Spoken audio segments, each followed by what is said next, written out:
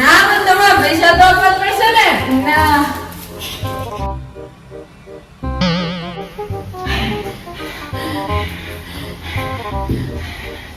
એ ગોપીબેન હા ત્યાં આપું છું.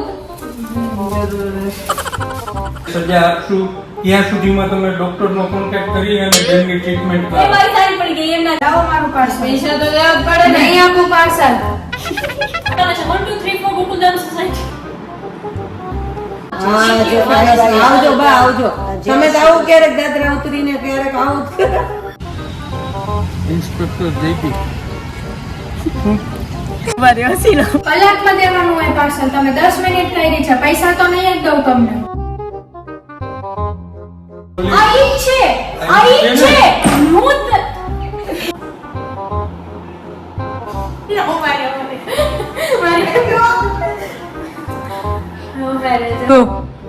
શું કહ્યું તું તે હિલીને? મેં એને ક્લોરોફોર્મ સુંગાડ્યું હતું.